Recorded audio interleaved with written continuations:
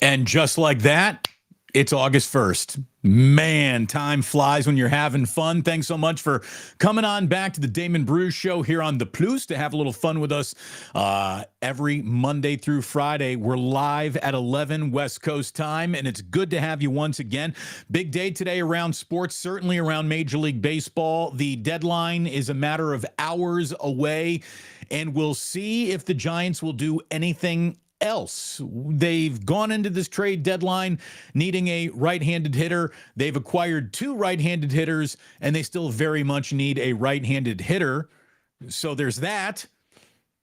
We got some football to get into. A couple of NBA stories have actually crept across the page today that we'll get to as well, and a few other things that we'll tack on to the end in an entertaining fashion before it's all said and done. But look, I want to start with the question, and I really want to kind of go about this and deconstruct it a fair way.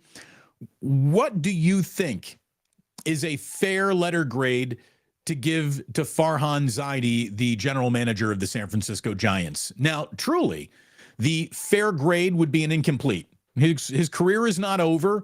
We don't know what will happen on his watch because his watch is not ended.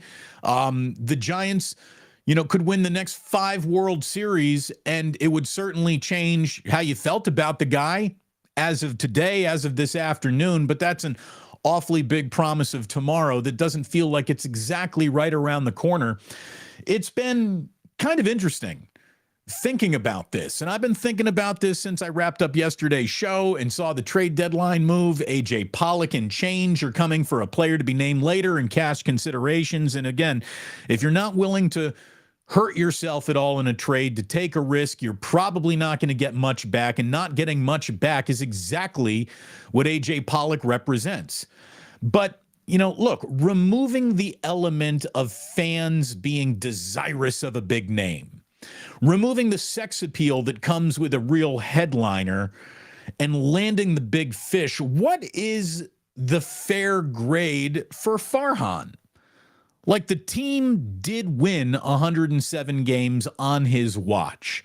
The team did have the greatest season, regular season, in city history since moving to the city of San Francisco on his watch. How much credit do we give him for that? How much of that grade of that year, which has to come in as an A, if not an A plus, right? How much of that should we factor into the overall grade of Farhan to this point? I mean, they did win 107. Yet at the same time, they were never really contending while they were winning 107 games. If we're being honest about it, right? They were a great story. They never really graduated from great story to great threat to the rest of Major League Baseball. When you go back to the origins of Farhan taking the job, it feels like one of his first big signings was Tommy La Stella, right? Well, that guy's basically not even been around long enough to play for the Giants, even though he's a Giant. But for a doctor saying no way at the last minute, the one mega deal he was going to give out was going to be for Carlos Correa. If Farhan had his way, that mess of a contract in Minnesota would be the Giants' problem. If Farhan had his way, now it's hard to criticize Farhan for doing that because I was all aboard. Yeah, go ahead, sign Correa too. So it's really tough to hold it against him when I might have gone ahead and done the same thing. But that's one of those, sometimes the decisions you're prevented from making are the best decisions that you'd make, because I would rather have the pile of money than Carlos Correa at this point, seeing what Carlos Correa has been reduced to since signing that mega deal with the Minnesota Twins. Is it a bad sign that that's the mega deal that he wanted to give out? Maybe. I'll be the first to admit I might have done it too. When you think about the big moves, like, he didn't hang on to Carlos Rodon after signing him, which felt like a big move. And I get why he didn't hang on. And again, the returns that the Yankees have gotten for their investment in him certainly have left an awful lot to be desired. Kevin Gausman, though, like I get I get him not sticking around less. It felt like that's a move that the Giants should have made and felt good committing to. You know, the big trade that he brought in, Chris Bryant, like he left as soon as that honeymoon was over. And man, that honeymoon started off very romantically and then it ended dramatically. And Chris Bryant went from, I love it here to get me the hell out of here really quickly. You know, I'll give Farhan the credit for Wilmer Flores and J.D. Davis and Yaz and Lamont Wade Jr. He gets credit for all of that. Darren Ruff was actually a decent player for the Giants for a hot minute there, and he gets credit for that. He hasn't exactly prioritized pitching over offense, but the pitching has been pretty good. Since Farhan's walked in the door, the pitching could be argued has been pretty good no matter what, though. And maybe the ballpark's got a little bit to do with that. The truth is, the reason why I think Farhan has become so frustrating for fans is because the team has never bottomed out so severely. The argument, fire that guy, really landed with any gravity. And the team hasn't had a level of success in spite of their 107 wins to the point where if you wanted to be the biggest Farhan fanboy, you sounded like you were really well informed. He's great around the margins of a roster. I mean, I think even his biggest critic would have to give him that much. He can fill out the back half of a roster with sensible, reasonably priced, somewhat productive decisions. He's been able to do that. But he's got zero ability, will, or credibility when it comes to landing the big name either with a trade or free agency outside of Chris Bryant, who was a big name when he was traded for. You know, we're not going to completely rewrite history. It feels like, though, ultimately, if you want to win big, you're going to have to take a big risk along the way. And he is just so risk adverse that, you know, and maybe the timing of this rookie class and finally having some prospects that you're not looking at as trade pieces, but you're seeing them through the prism of your own major leaguers, maybe that is delayed them being aggressive for a name here at this deadline, which may or may not have changed things dramatically. I don't even know. But I don't think it's unfair. I really don't, to say that one of the criticisms of Farhan is that he's got a little bit too much of that Oakland A's DNA in him. Then he's got that Los Angeles Dodgers DNA in him. And he worked in both front offices. And he worked in both front offices while those front offices were peaking. And he came out with habits developed more with the A's always thrifty mindset than the Dodgers, you know, devil-may-care spending has certainly shown up in San Francisco. And he's got the green light to spend money, but he hesitates to do so. Like, does he get bonuses based on money saved? I don't know. The Giants, on Farhan's watch, again, have never bottomed out. And even when they topped out, they didn't even feel like true contenders. It's a little bit of a weird letter grade. Like, what's the appropriate letter grade? B minus? C plus? And the argument that both of those might be a little bit generous is out there. It really is. I think when it comes to getting fans excited, he's got an almost failing grade. Like, there's not a lot of name value. There's not a lot of star power. And this is a market that demands some, not an extreme amount.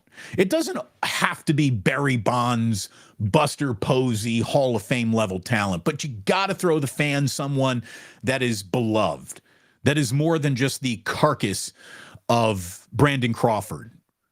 And that's really what they're rolling out with Brandon Crawford. I mean, you knew that game was over when he was up looking to, you know, try to send it to another frame and extra innings. Here comes Brandon Crawford. He's swinging for the fences here.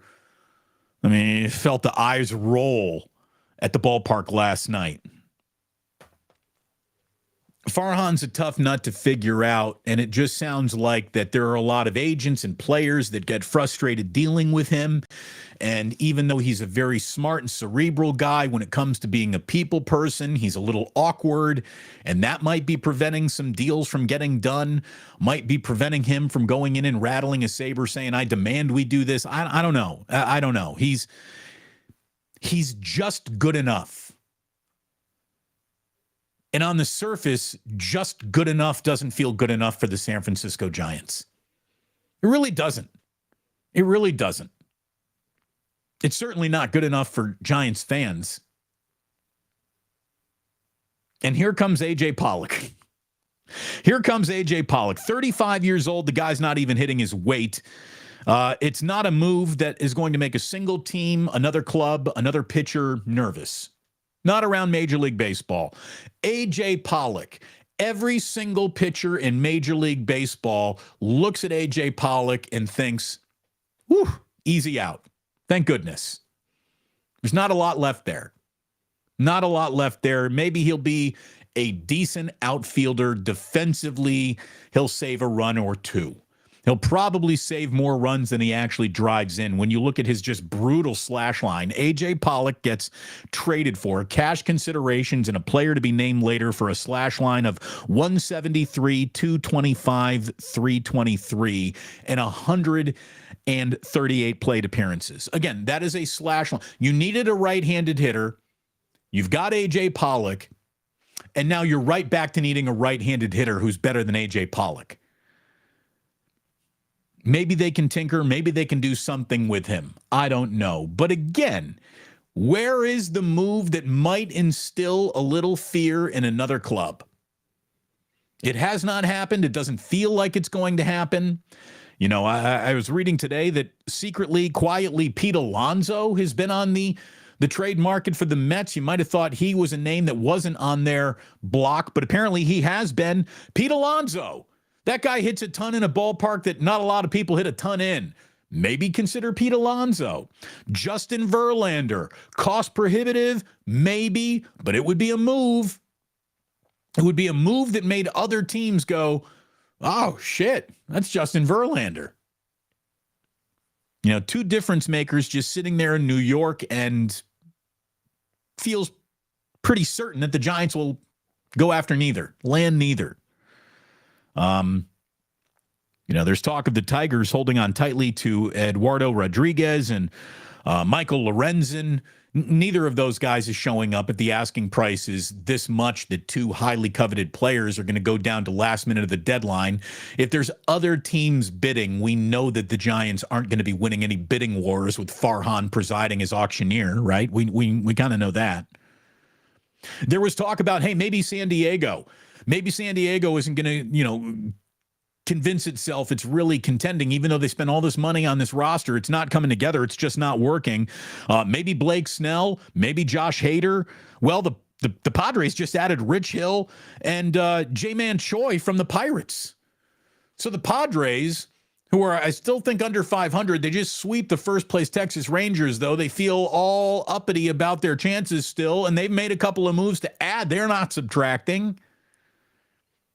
Feels like the game of musical chairs that really counts is going to be over before the Giants really even started playing it. Or they did start playing musical chairs, but the chair that they pulled out was A.J. Pollock. What'd they get A.J. Pollock for? A song. It's going to take more than a song and a dance to win in baseball this year. And even though the National League feels wide open, the Giants just aren't making any moves that even come close to suggesting they're here to try to kick down a door and run through it. They're good. They're a good baseball team. I told you they were going to be a good baseball team. And that's where the frustration sets in. They're just good enough to frustrate you, but not good enough to actually please you. They're not bad enough to be just dismissed as, well, they're the Oakland A's. I'm not even watching anymore. They're caught in the middle. You know, the Giants aren't black and orange. They're beige. They're beige. Farhan's primary color is beige. And how can you ever give beige any better than a C+ or a B-?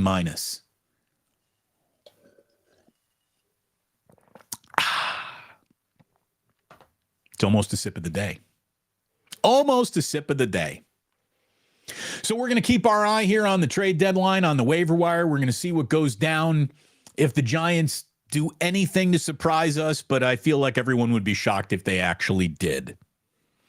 When my buddy Ike says he's got new ideas for sandwiches, no one gets shocked about that. Ike is constantly thinking about sandwiches the way that I'm constantly thinking about sports, the way that young men constantly think about sex or video games. I don't know what's really motivating young men anymore these days. But Ike, he just thinks about sandwiches, and he's come up with 2 new ones that are now on the menu, available to Ike Rewards members. You sign up for that app, you're going to be happy that you did. And there are 2 new sandwiches. One is called Arrow, billing it as the best pastrami sandwich ever, Wagyu pastrami. The other one, Florian, Ike is saying it is nothing short of the single greatest vegetarian sandwich ever conceived by him, therefore by anyone. Bulgogi veggie beef. He told me, I talked to him yesterday. He said, Damon, you will love this sandwich. He said, I'll concede it would probably be even better with actual bulgogi beef on it, but this is really good. You got to trust me. Trusting Ike is a very easy thing to do.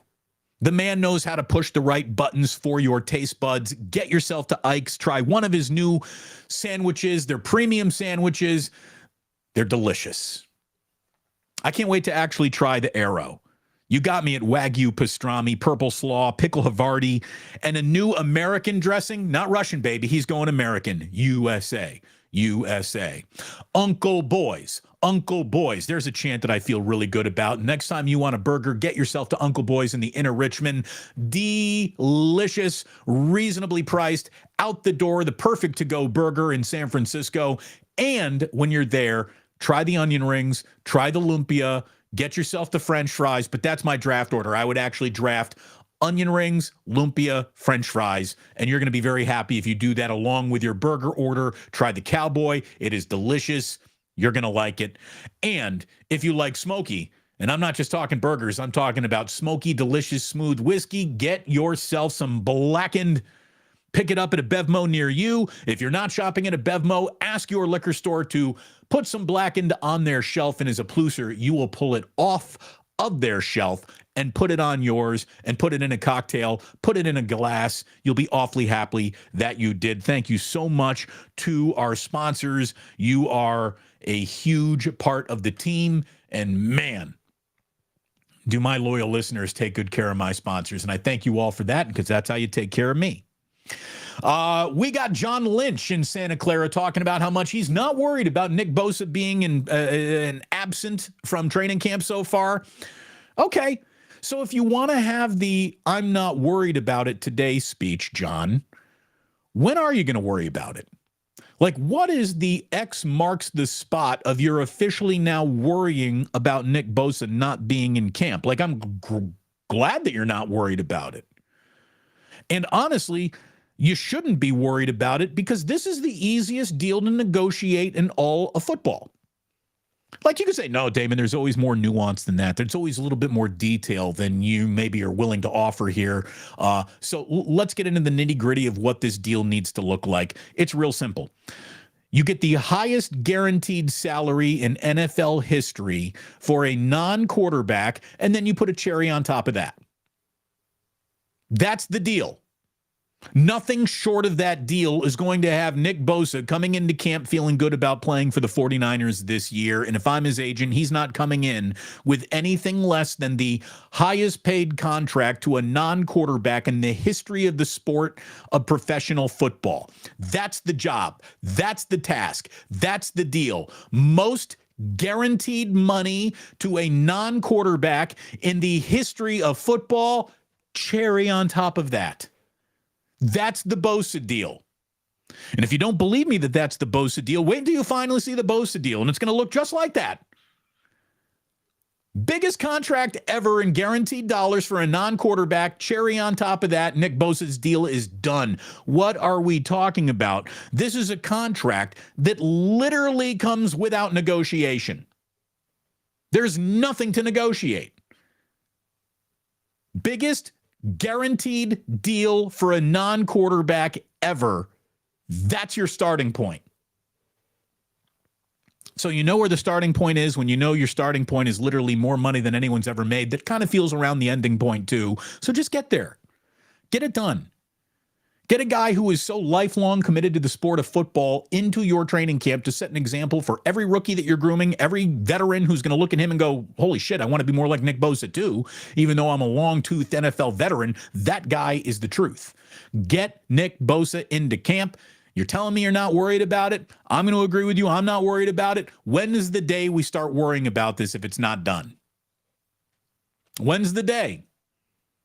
What is the day the Niners do start worrying about it if today they're in we ain't worried mode? That's a fair question, right? Pads are on in Santa Clara. Brock Purdy back under center for today's session. You got 3 quarterbacks behind Brock essentially fighting for 2 roster spots, or, hear me out, why not keep all 4? Why not keep all 4? Someone's going to need that asset at some point in time this year. Why not have that asset on your roster? If there isn't a big call for Trey Lance to be traded or Sam Darnold or Allen, go ahead and wait. Be patient. Be patient. Look how patient you've been through this entire process. Why be impatient now? The NFL sees trades more common now than just 5 years ago. So I think that there's plenty of reasons to keep all 4. And they're reasons that are bigger than need for your own team, or with one injury, boy, all of a sudden could you have used an extra quarterback in that NFC title game last year? Yes or no? The answer is an unequivocal yes. So what's really the need to make sure there are only 3 quarterbacks? I don't know if there's a huge need for that. I don't.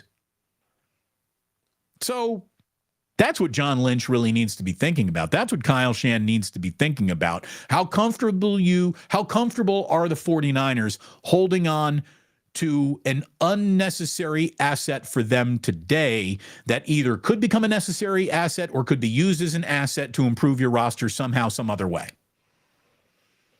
Little patience. I know everyone wants breathless, instant analysis and conclusions drawn that are so concrete, they're easy to see for everyone.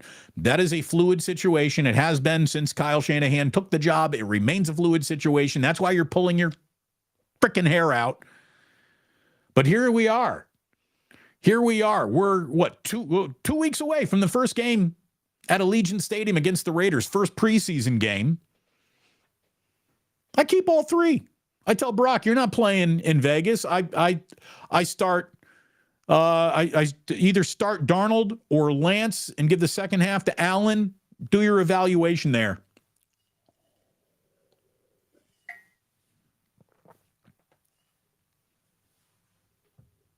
Anyone who wants to tell you that anything that's happening in training camp is really, really critical to the outcome of the regular season is just trying so hard to sell you an illusion of you've got to be paying attention to my creative space right now. I mean, I like a reasonable recap of training camp, not breathless analysis of the minutia of training camp. And I know for a fact that you feel that way too. I see it in your comments. You're being, as a listener, driven nuts by some of these hosts that continue to sell you this grand illusion of big doings. As long as no one got hurt, it was a great day at training camp. And if you don't believe me, look at what's happening around the NFL after just one day of pads. We are one day into pads, and Broncos wide receiver Tim Patrick has already ruptured his Achilles. He's going to miss his second straight season. Colts running back Zach Moss suffers a broken arm. He's going to miss about 6 weeks. And let's face it, Moss was serving as the number 1 running back for the Indianapolis Colts since Jonathan Taylor's got that situation of bad blood brewing between him and ownership and the front office and his handled the whole thing terribly agent. Cowboys running back Ronald Jones suspended 2 games for violating PED policy. Only 2 games, must have been just a little PED. Just a cute little amount of PED detected. I don't know what it was or how come he's not getting more than that. I don't know, but okay. Raiders waive veteran tight end O.J. Howard. I saw that this morning, but it doesn't take long for guys to start falling like dominoes in this league once the pads go on in training camp, and here it is.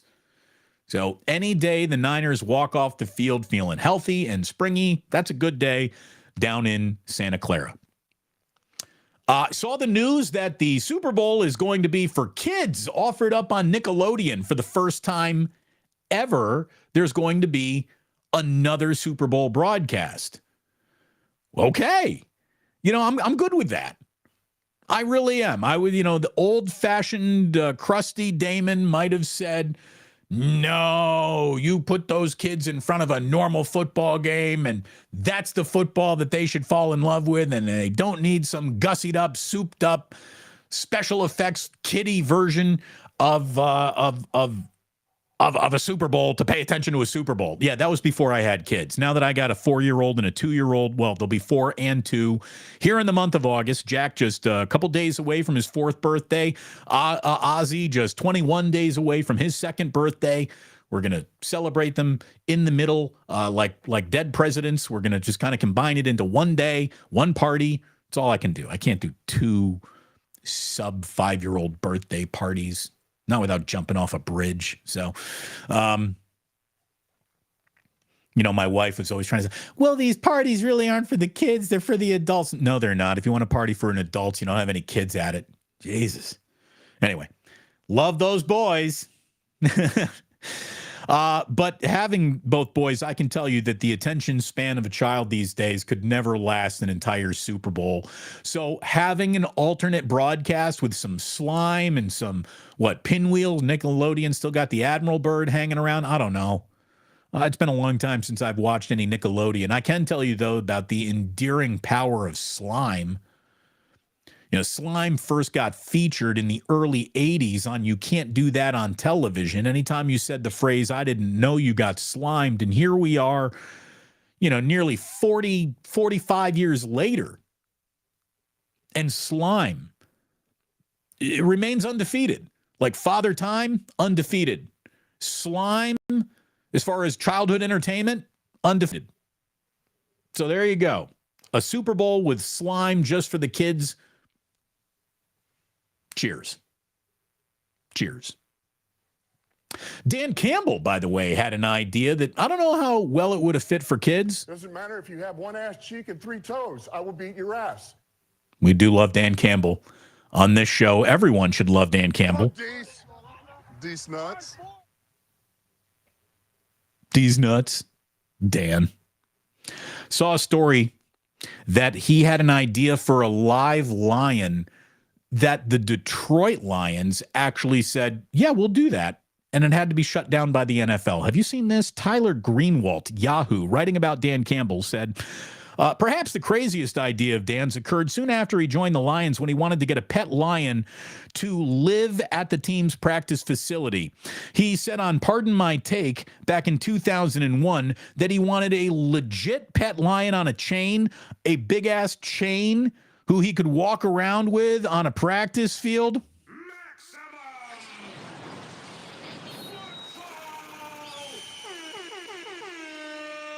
I mean, if live pet lion doesn't bring you right to the realm of maximum football, I really don't know what would. Anyways, Campbell apparently said he wasn't kidding, and he asked Lions owner Sheila Ford Hamp to do it, and she okayed the idea, apparently, and the NFL shut it down. Sheila, says Dan Campbell, I quote, Sheila had no problem with it, but the league apparently frowns on those type of things. This was Dan Campbell recently on Pardon My Take. I'm not going to point at Roger Goodell on this. I'm just going to say that the league frowns upon that. Let's just say that. I mean, live animal mascots are not uncommon around the NFL. You got the Ravens. They got a couple of mascots. They got like a couple birds there, right? You got the Denver Broncos. They got a horse. Seattle Seahawks have a hawk. I've seen eagles flying around Eagles games. I guess none of those, though, pose the threat of an actual lion being loose in the facility, though. I have noticed that at no point in time have the Chicago Bears insisted, you know what we need around here? A bear. That hasn't happened. So I'm sorry, Dan. I'm sorry. The Miami Dolphins, they used to have a live dolphin. That wasn't just a straight up Ace Ventura thing. They used to have a dolphin. Cleveland Browns apparently had a bull that they used to bring in. Okay. Kansas City Chiefs, they got a horse. I'm sure a horse has trampled someone to death at some point in time, but a horse, they're not usually out there looking to eat people. I don't know if we can say the same about a lion.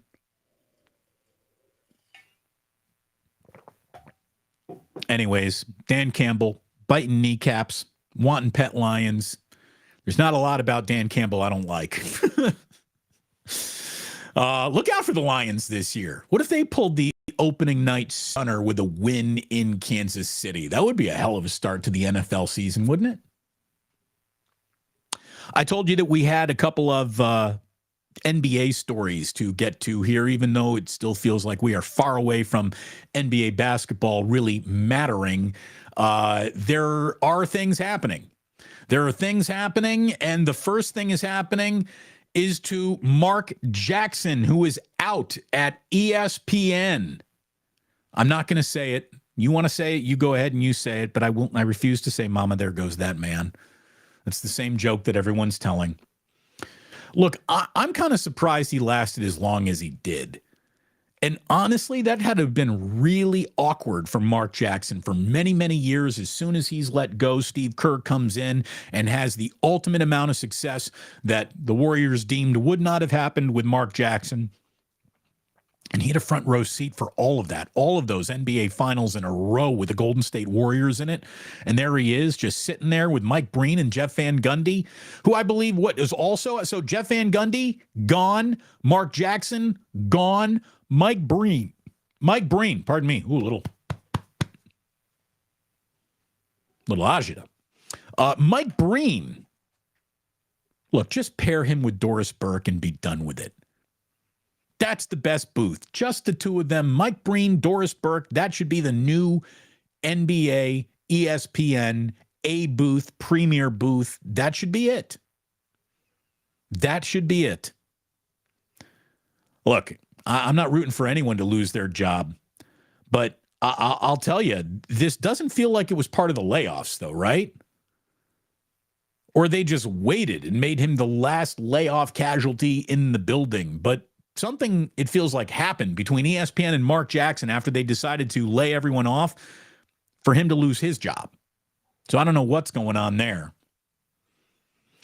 In a story that feels like it was created for reality television, I guess it comes out of a new element of reality television. I want to wrap up today with Paul Pierce, who was, I guess, talking about his termination from ESPN. Remember, Paul Pierce seemed to be a rising contributor on ESPN studio shows until he had that Instagram post a couple of years back where he's basically smoking blunts, playing poker, surrounded by half-naked women twerking.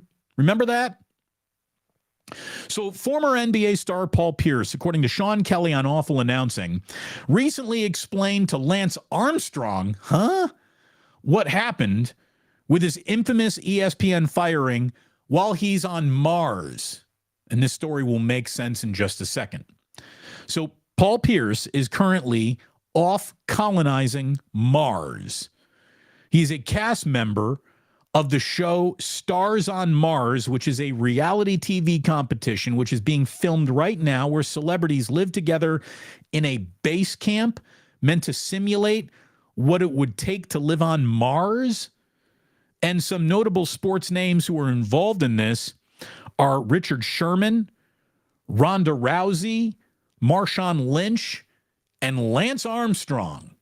Lance Armstrong is a part of this too, and apparently when they're not competing in physical and mental challenges meant to emulate their Mars survival, the cast members sit and chat during downtime, and they talked about themselves. And apparently Pierce was sitting down with Lance Armstrong in a recent episode and recounted the details of how he lost his job on ESPN back in 2021. And he was a studio analyst for The Jump and NBA Countdown, and he was playing poker at a friend's birthday party, and he says, quote, there were girls just there dancing as well as a lot of alcohol. And there was video from the party that got out. How did it get out? Well, Paul Pierce put it out himself on Instagram. Again, Paul Pierce is no spring chicken. He's not from generation just got here social media TikTok. He was older than that. But you got all these guys who are millionaires surrounded by just excess and chicks and women and weed and poker and all this fun. And I feel like, again, I feel like Stringer Bell in The Wire, where I'm walking around to people saying, what are you, taking notes on a criminal conspiracy? Not that there was anything criminal going on, right? There wasn't anything criminal going on. You're allowed to smoke weed. You're allowed to play poker. You're allowed to have hoes, half-naked hoes dancing around you. None of that is illegal. But it's an impossible look to sell in 2021, 22, 23. So apparently, Paul Pierce is telling all of this to Lance Armstrong, and Lance Armstrong is hearing about it for the first time, and he's basically saying, so how did all this stuff get on Instagram? And Paul Pierce is like, well, I'm the one who put it out there. And Lance Armstrong is like, dude, you're an idiot. I'm like, how did you not know that this isn't something that you put out on there? It's dude, let me ask you, have you, while you're at your buddy's bachelor parties, ever thought, let's start documenting this? What could possibly go wrong documenting all this weed, strippers, and gambling? I mean, come on, fellas. We talked about this yesterday. Keep your own counsel. Learn how to keep a secret. Discretion being the better part of valor. I mean, what are we doing here? Like, I can't help you adults if you adults just want to act like kids. Good Lord. So there you go.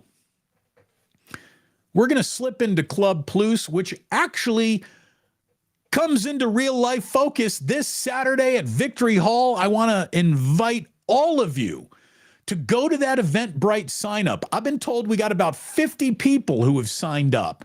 So that means we got a good little gathering. We got a good gathering of a whole bunch of like-minded, plus positive individuals showing up at Victory Hall this Saturday to watch a little baseball. We got A's and Giants Bay Bridge series over in Oakland. Don't give John Fisher another penny. Come and hang out with me, with Jillian, Mrs. Plus. The Duchess is going to be there. Drink specials, blackened whiskey to be sampled and enjoyed. We're going to have an awful lot of fun together coming up on Saturday, and you're more than welcome to be there, and we're not charging you anything to come on in and hang out. So sign up, if you would please, on the Eventbrite sheet. And all you got to do is Google Damon Bruce plus Eventbrite, and it all pops up. It's all very easy to find. I'll continue to post it on my social media accounts. Easy for you to find. But hopefully we see you on Saturday for our first ever Plus Mania 1, as dubbed by our own listeners in the chat room. We're going with Plus Mania, not Plusapalooza, not Plusageddon, not Plus Stock. Plus Mania it is. Plus Mania 1. We'll see you there. In the meantime, thank you so much for tuning in today. If you're just listening on the podcast, which continues to grow, expand, blow up, thanks to all of you for joining me once again. We're going to continue with a little Club Plus here on YouTube. But for you podcast listeners, I say thank you so much. Enjoy the rest of your day. And please do remember that sports don't build character, they reveal it. And like that, whew, he's gone.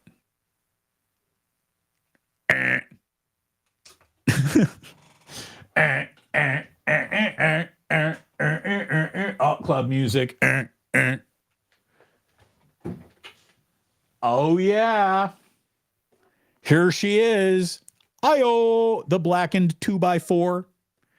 And let's see what you're talking about here on the chat. And again, we know how to do this now. We go down to the bottom and we scroll our way back to the top. Although I did tag one earlier. This was from La Profesora herself saying, "Happy Tuesday, fellow Plusers." She's going to be at the meetup. Thanks so much for helping me procrastinate on course planning for a bit. The semester starts in less than 2 weeks. The fact that I am still disrupting class means an awful lot to me. Thank you very much, La Profesora, for letting me know that I am still hard on teachers.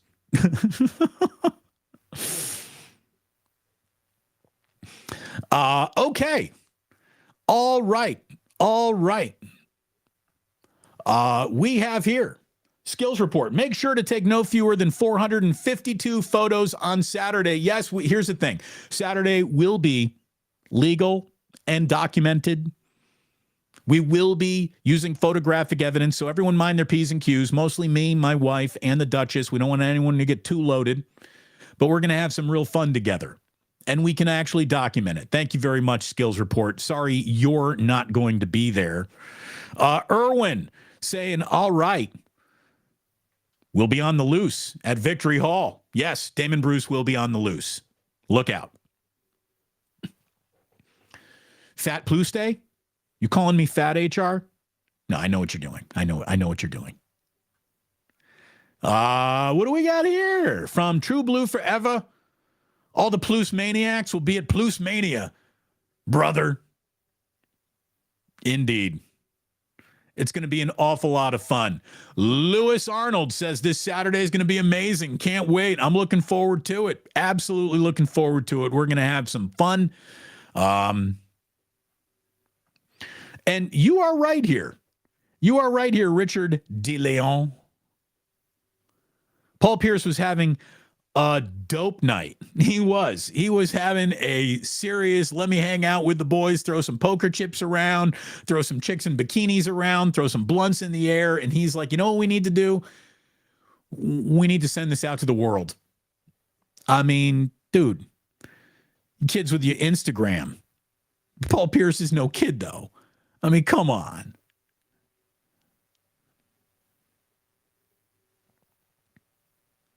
What are you doing?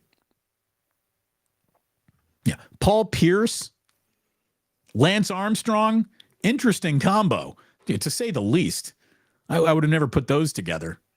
It must be some weird reality show idea. That is very odd. What do we got here from Smiley Dan? Remember when Paul Pierce, an alleged gang member from L.A., joined the league and was stabbed a bunch of times and missed 0 playing time? Yeah. Here's the thing, though. You can be the kind of guy who is all about antics. Here's the thing. No one ever caught on to his antics until he decided to put them out there. Until he put them out there. He put his own business on Front Street. Who tells on themselves? Who tells on themselves? It's crazy. Erwin saying Paul Pierce is not the sharpest butter knife in the drawer. No, he's not. I mean, I say all the time, thank God Facebook and social media wasn't around when I was on college. But believe me, when I was in college, there would have never been a night where we were getting down in a way that might get us in trouble, where we would have said, let's go ahead and put this on the internet. Like, my buddies and I were more gangster than all these gangsters who keep on putting all their business on Instagram.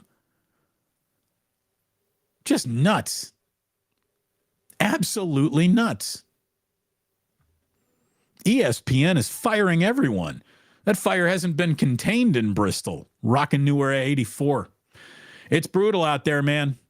It is absolutely brutal out there. Everyone in media is just letting everyone walk away.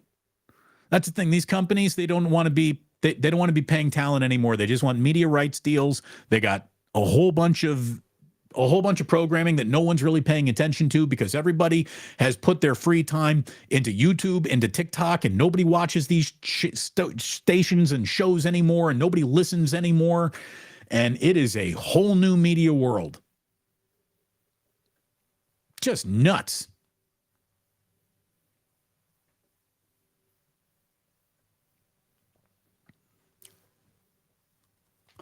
Doc Rivers, Doris, and Breen. I mean, I don't want to listen to me, Doc Rivers, just sounding like Cookie Monster with my throat is shot 5 minutes into anything I'm going to say. It's not Doc. Just give me Breen and Doris. Just give me Breen and Doris. Oh, here's a good question from Dez for Prez. Does the Kelsey punch derail the Chiefs season a la Draymond and the Dubs? No, because football players aren't a bunch of prima donna pussies the way so many NBA players are. Punching teammates is absolutely a training camp rich tradition. So you don't need to worry about that. Don't need to worry about that at all.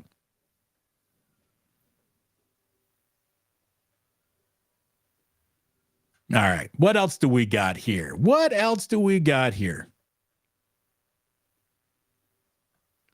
La Profesora saying, when I was at the University of Texas, I got to meet Bevo, the longhorn steer that it's his mascot.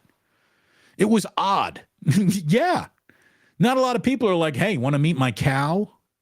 Huh? Want to meet my what is that, a steer? Even I don't know. It's a big. Here's the thing: if Bevo got loose, that thing could really wreck shop in a china shop, couldn't it? I mean, Bevo seems that would be approximately about as dangerous as a lion.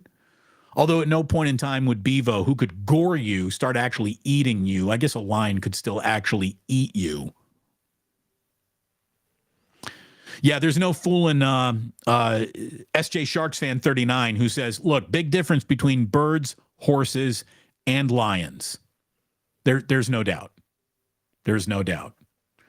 Irwin saying, nice t-shirt. Yeah, this is the only splash hit from that All-Star game, by the way. The logo.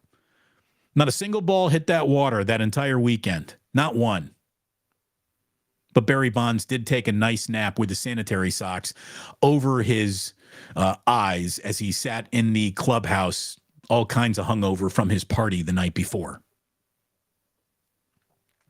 Michelle Haberman says, I loved You Can't Do That on television. My mom didn't like me watching it, but I usually turned it on anyways. My mom was the same thing too. She thought it was like a whole bunch of snotty kids and misbehaved kids, and it was all misunderstood. She thought the barf burgers thing was gross, and it kind of was, but that's what made it funny. Kids like gross things. I mean, I got a 4-year-old, Jack. Jack is officially obsessed with, the words poopy pants. If you fart around Jack, if Jack actually farts, he thinks it's the funniest thing. I think it's funny too. Jillian gets all upset. Kids love gas. Damon, no Ohtani Tuesday? That is from YouTube. So here's the thing. We're going to see what Shohei does tonight, and we're going to have a late night Ohtani Tuesday special that we're going to have for you a little bit later on today. So your Ohtani Tuesday is still very, very much happening a little bit later on tonight. I think we might have a little conversation with Larry Krueger to offer up a little bit later on tonight. A little home and home going to be brewing between Larry and I coming up soon. The Rodfather, shout out Slimer from Ghostbusters. Again, slime, it works. It still works.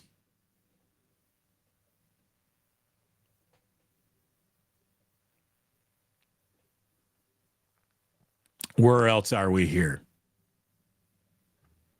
Talking about the Nickelodeon, Nickelodeon getting the Super Bowl. The kiddie version is a little more entertaining than the regular version. Yeah, I don't know. I don't know. I don't know if I need slime cannons that are just graphics. but I'll take your word for it. I guess I'll be watching the actual broadcast, but maybe I will put it on for the kids. Maybe I'll put it on for the kids.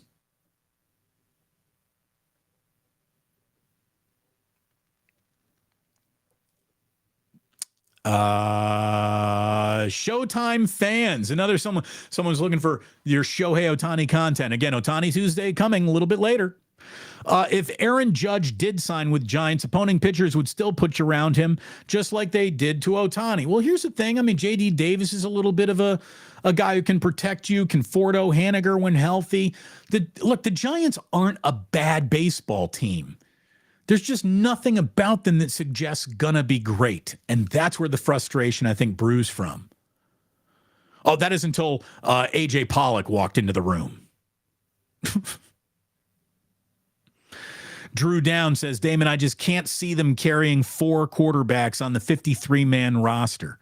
Well, maybe you do it early, not through the entirety of the season, but maybe you do it early just to protect the asset, and you think things like, okay, I'm not going to need a 4th guard on this team. I'm not going to need a 5th tackle on this team. I'm not going to need to carry a full complement of defensive tackles at this particular time because we're not going to see 3 guys go down in a heap today.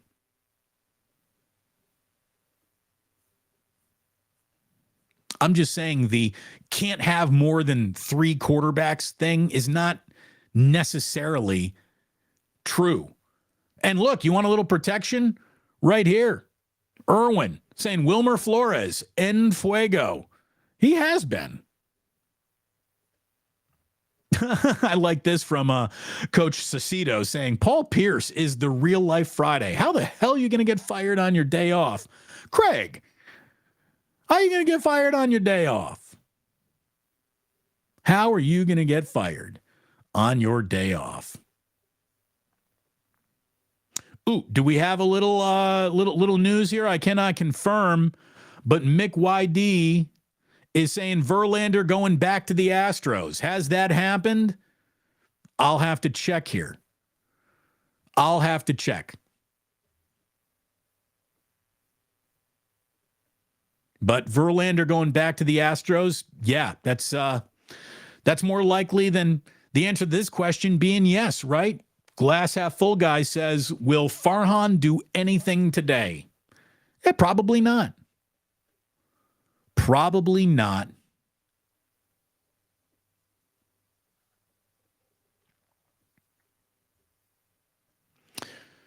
So there you go. I think that this was an outstanding show today, if you don't mind me saying. Chat room was on fire before we even sat down to get going. I've told you so many times, while other shows are interested in dragging you into another quarter hour, this show is never interested in wasting your time. I truly feel that we have covered all the things that need to be covered today to this point in time, but more could happen a little bit later. We'll be breaking in with any and all announcements should we need them. But right now, we got nothing left to do but saying thank you. Thank you for being so loyal, for being a part of this once again. It means the world to me that you continue to choose what we're doing over here as your daily show of record. Thank you so very much. Damon, we getting Teoscar? Yeah, probably not. No, and I don't know if that's a real difference maker either. Damon, please go back to that station. Hey, I'm not the one who said I want to leave. They said, we can't afford that guy anymore. We've been delisted from the New York Stock Exchange. So, I can't help you if you ain't got the jingle jangle. Thanks to all of you. Appreciate you very, very much. Have yourselves a great day. We'll be back at 11 on Wednesday for a full recap of any last-minute deal the Giants may have made before this deadline expires at 3 o'clock this afternoon. In the meantime, thank you. Thank you for being awesome. I really do appreciate it. And you don't have to go home, but you can't stay here. And we hope to see you Saturday at Victory Hall, baby, on Rich Street in San Francisco.